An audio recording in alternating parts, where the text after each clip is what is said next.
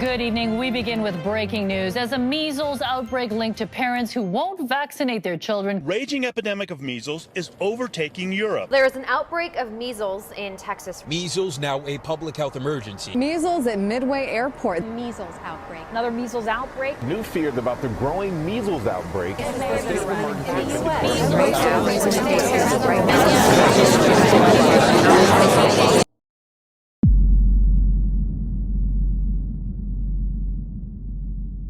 So how did we get here? The measles has escalated to over 500 individual cases since the start of the year. But less than 2 decades ago, it was declared extinct in the United States. What could have possibly caused it to escalate this much? Well, for one, measles is extremely contagious. Measles is so contagious that if an unvaccinated person walked through a room, 90% of unvaccinated people who walked through the same room up to 2 hours after would catch the disease. That's how you get outbreaks in areas with large amounts of people. But measles is just one example of multiple diseases out there that have increased cases in the past decade. So aren't people scared? Well, apparently not, because these diseases could have been prevented by a vaccine. But vaccination rates in the US have dropped. Why? Well, partly because of the anti-vaccination wave has increased, not only in America, but across the world. But what exactly are vaccines? And are they worth being afraid of? Well, it has to do with how your body works. When viruses or bacteria invade the body, immune cells called lymphocytes produce antibodies. These antibodies fight the foreign invaders, also known as antigens, and minimize them from spreading. When the body faces certain invaders, it can take a while to create an antibody response. For antigens like whooping cough or measles, the response can come too late. Enter the modern vaccine.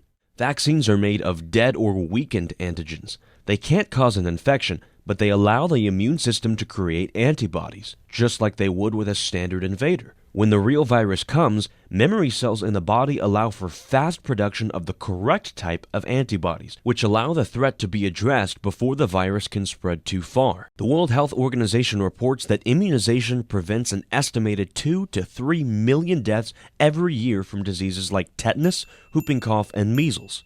According to the Centers for Disease Control and Prevention, for kids born from 1994 to 2018, vaccines will prevent an estimated 245 million illnesses, 26.8 million hospitalizations, and 936,000 deaths in their lifetimes. Vaccines undoubtedly work, but is it possible that they work too much? People have forgotten what it's like to live without them, and the important role that they play in public health. Vaccines have become a victim of their own success.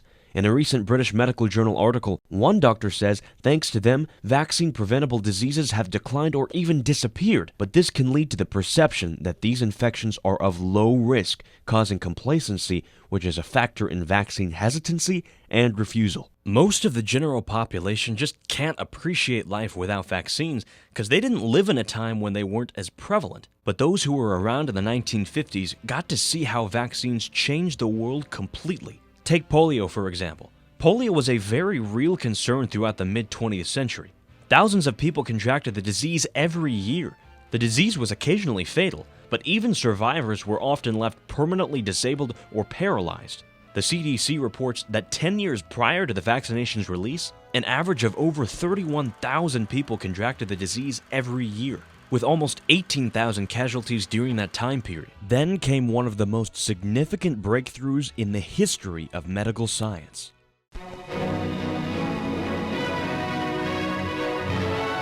Dr. Jonas Salk, discoverer of the first successful vaccine against infantile paralysis, gives the first official reports to a waiting world at the University of Michigan. The polio vaccine was introduced in the U.S. in 1955 by virologist Jonas Salk. After 1955, polio cases plummeted. The disease has been eliminated from the United States, and there hasn't been a polio case originate in the U.S. in 40 years. The eradication of polio used to make people think the modern vaccine was an invaluable gift from modern science.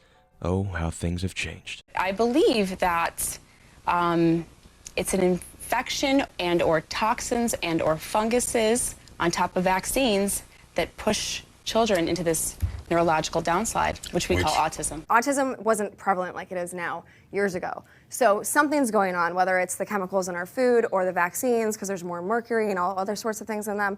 Something's happening. We can't really ignore that. I choose to believe that I think it's in the vaccines. 2 years old, 2.5 years old, a beautiful child, went to have the vaccine and came back, and a week later got a tremendous fever, got very, very sick, now is autistic. And you're going to stand on the stage and say that vaccines and autism are unrelated? It is the most bogus tobacco science. It's a smokescreen, and anybody who takes the time to read it would agree. The notion that vaccines were linked with autism started with an infamous 1998 research paper. Dr. Andrew Wakefield published a report claiming there was a link between autism and the measles, mumps, rubella vaccine. This was after studying subjects who developed signs of autism and colon inflammation, what Wakefield called nonspecific colitis, shortly after receiving the vaccine. The study received heavy media attention, and MMR vaccination rates soon dropped because parents had concerns about vaccinations and their potential to cause autism. The paper never actually proved a link. It only concluded that the two may have a connection. Yet Wakefield promoted it like it had. But the study was extremely flawed. To start with, it only had a sample size of 12 children. The study said 9 of the 12 children had diagnosis of regressive autism, but only 1 child actually had regressive autism. According to the British Medical Journal, 3 of the 12 didn't even have autism diagnosis. 1 of them had Asperger's syndrome, which is distinct from autism. Later investigations uncovered evidence of a pick-and-choose recruitment bias for the subjects, which goes against the initial claim that the children were consecutively referred to the investigators. But the most jarring finding? A 4-month Sunday Times investigation revealed that Wakefield was being funded by solicitors seeking evidence to use against vaccine manufacturers. According to the Times, Wakefield received more than £400,000, the equivalent to $521,000, by lawyers trying to prove the MMR vaccine was unsafe. He didn't disclose this conflict of interest, not even to his fellow colleagues at any point during or after the study. The study has since been retracted, and Wakefield had his medical license pulled, but he still persists that the study was legitimate and that the government purposefully attempted to quiet him by discrediting him and his study.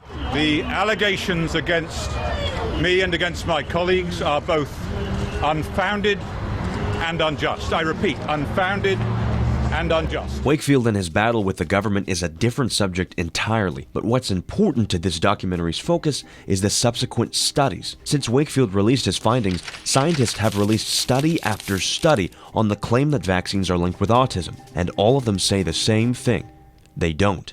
In 2012, a systemic review, which uses all the existing research to answer a singular research question, compiled the findings from 27 cohort studies, 17 case-controlled studies, 5 time series trials, 1 case crossover trial, 2 ecological studies, and 6 self-controlled case series studies that totaled 14,700,000 children, and the study found no correlation between the MMR vaccine and not only autism, but a number of other diseases. Connections with autism isn't the only claim that anti-vaxxers use. In fact, they have quite a lot. In some cases, there are animal parts, there are fetal parts, there are aluminum, mercury in some cases. And see, because the government has never allowed for this connection, and in fact, they've been quite clear to say that there are no studies that connect autism with vaccines, this in some ways smacks of a cover-up. More and more moms like Nicole are asking doctors to space out their children's vaccines. My doctors know me well enough now that they're like, go ahead and tell us which ones you want to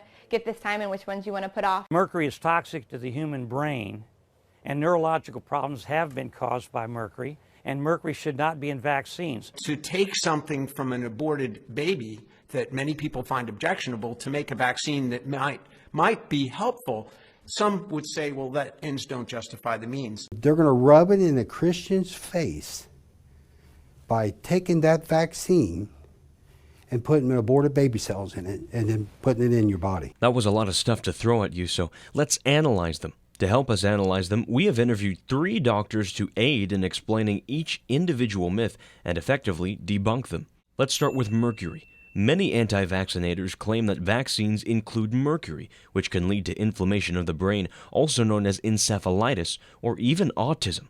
But that's not exactly the truth. It's a compound called thimerosal, which had a small amount of mercury in it. But the compound that's in thimerosal has never been shown to be dangerous to human beings. There are other mercury compounds that of course are, but thimerosal was never shown to be a dangerous ingredient.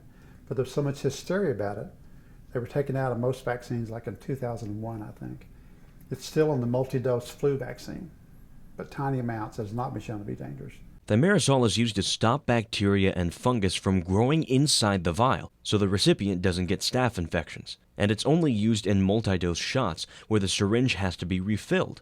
The mercury that's used is ethyl mercury, which should be distinguished from methyl mercury, the substance found in some fish that can be toxic to people at high levels of concentration. Additionally, the amount of mercury actually in a vaccine dose is very tiny, 25 micrograms, which is the same amount of mercury in a 3-ounce can of tuna fish. Another claim is that vaccines include aluminum. Here's one video from Learn the Risk of a Dr. Chris Shaw from the University of British Columbia explaining how aluminum in vaccines can cause brain damage. The video makes the point that the aluminum you inject stays longer than the aluminum you ingest, and this is correct. But what this channel doesn't mention is that the study was retracted years prior to the video's posting because one of the co-authors claimed figures published in the study were deliberately altered before publication. It also didn't mention that much of Shaw's anti-vaccine research has been paid for by the Dwoskin Family Foundation, one of the biggest anti-vaccine sponsors of research in the world, or that Shaw has had 3 anti-vaccine articles be retracted over the past 3 years. But facts like these don't come to mind when it grabs your attention on YouTube or Facebook feeds. Regardless, aluminum in vaccine has not been shown to cause issues in recipients. Aluminum's not a heavy metal that can get trapped in the system and can't get out. It also doesn't have any neurotoxic effects that we're worried about. So yes, it's a different route of entry, but our body clears it just as well. The most eye-opening claim says that vaccines have pieces of aborted fetuses within them. This is a misleading statement. Here's the explanation in full. Back in like 1960-ish, there were 2 fetuses that were aborted, one in America, one in England. They were aborted. The mothers chose to abort their fetuses because they had rubella. And frequently rubella leads to miscarriage, blindness, other neurologic problems. So they chose to abort their pregnancies. They were not aborted for research, okay? That is not why they were aborted. The mothers chose to have abortions because they knew their fetuses had rubella. Well, so what happened was later on, rubella researchers obtained tissue that was derived from these 2 fetuses.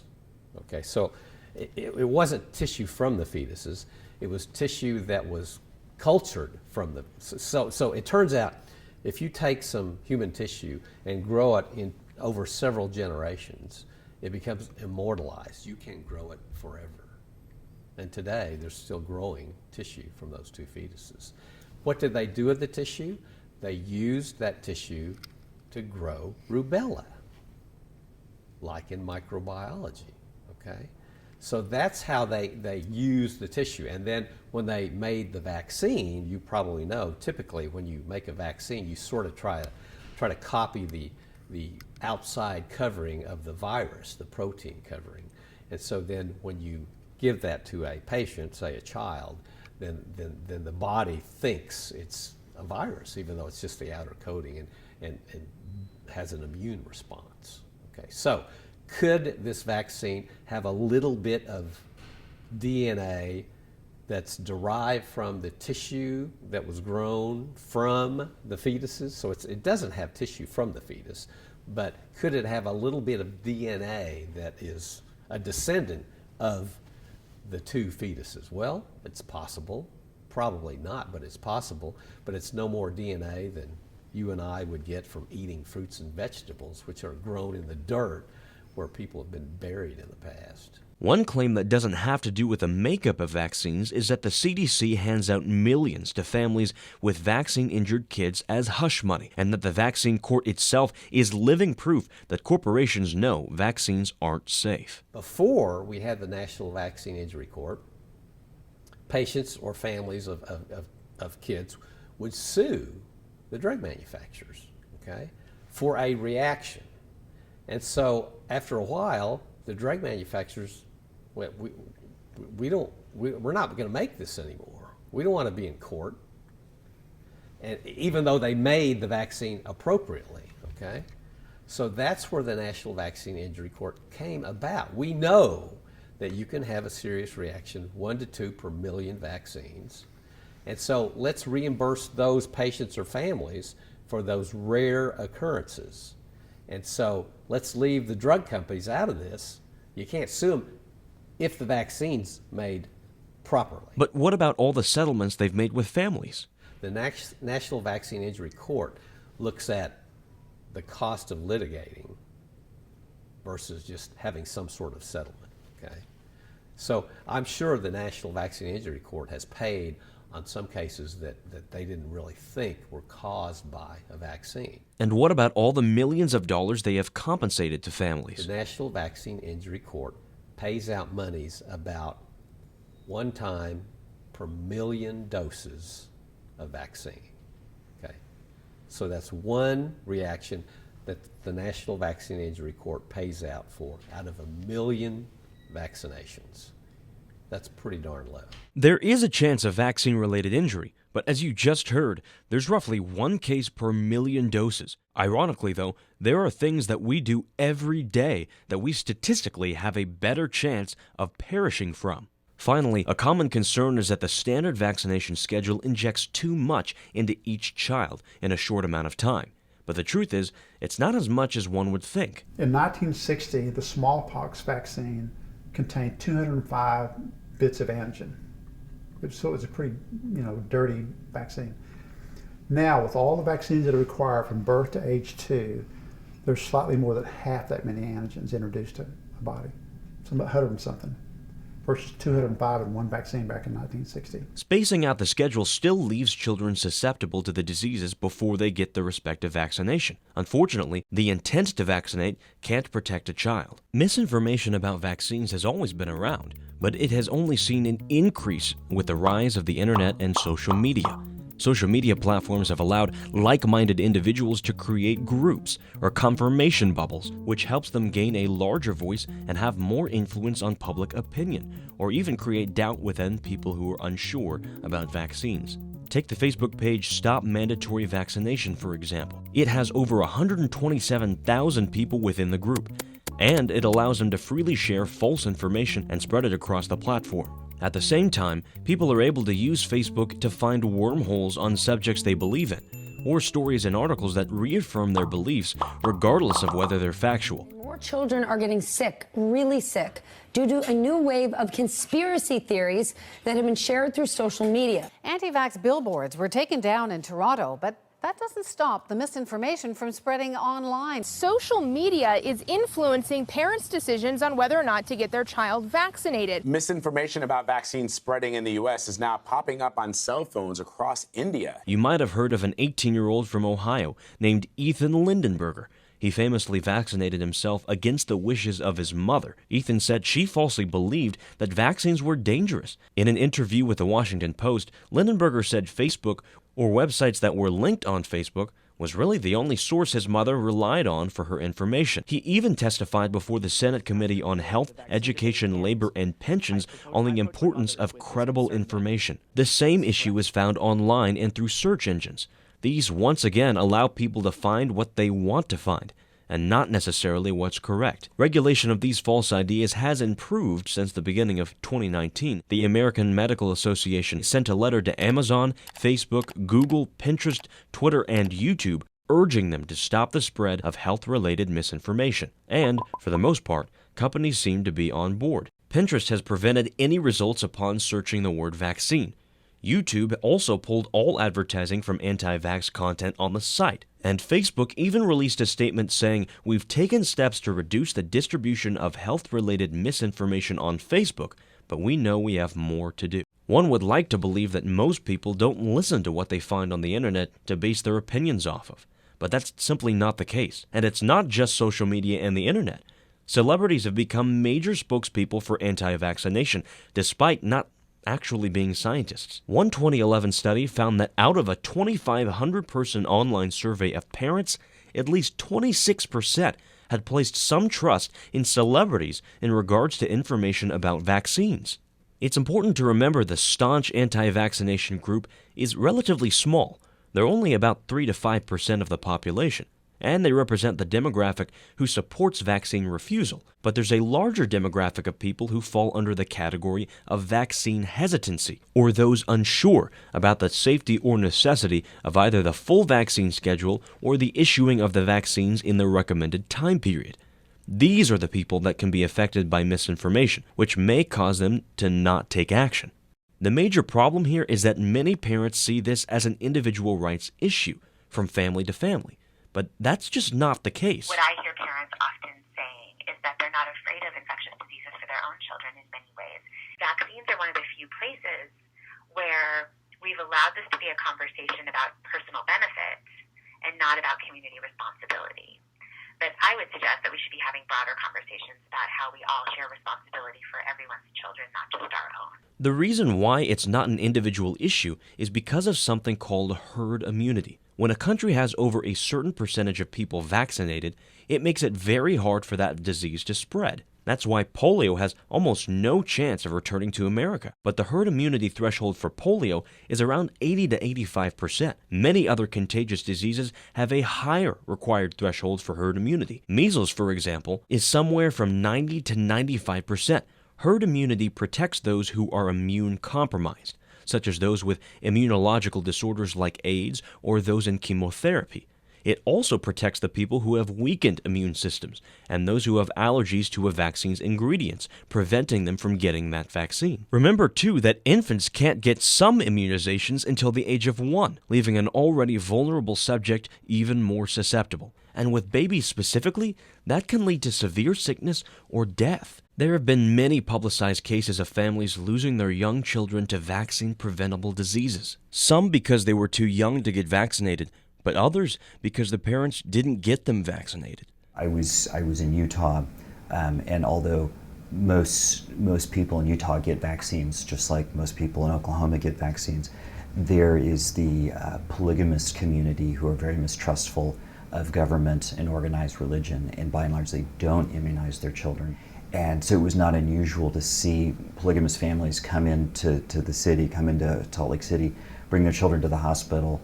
Many times these kids were less than a year of age, so they were children who should have perhaps received 1 or 2 or even 3 doses of their pertussis vaccine. Yet they hadn't, and they lived in communities where whooping cough was still quite prevalent.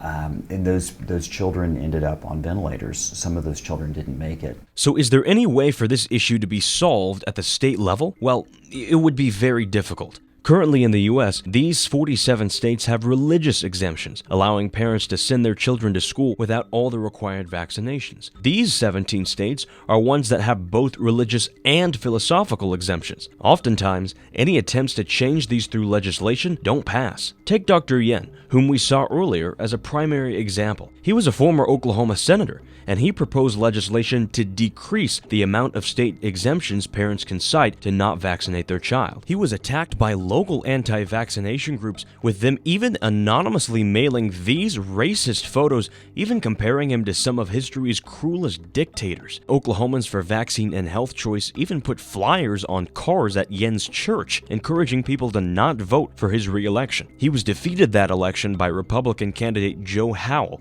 and coincidentally, Howell's second biggest donor, only behind himself, was Oklahomans for Vaccine and Health Choice. Yen tried to make a change, but he says it's an issue that many legislators refuse to touch. We have a lot of legislators who believe mandating something like that is big government. They think that's government overreach. This doesn't mean that nothing is being done. New York City just ordered mandatory measles vaccinations in 4 Brooklyn zip codes in an effort to stop the area's current measles outbreak, which is concentrated among the ultra-Orthodox Jews in Brooklyn. This is the toughest action to date by either state or local officials, but it came about only after at least 285 people contracted the disease in the city between April and last September. Ultimately, the biggest thing that we can do to help the problem is education. There's plenty of pseudoscience and misinformation misinformation mucking up the topic. The sheer amount of it can create doubt for any reasonable person, but ultimately, vaccines have been proven time and time again to be safe, and the only way of ensuring the safety not only of ourselves and our children, but those around us as well. There are still millions of Americans who have received only 1 or 2 of the doses, or none at all. These are today's potential victims. Many are adults and preschool children. The shots are safe and painless. Take only a few seconds. There's no better way that you can use your time.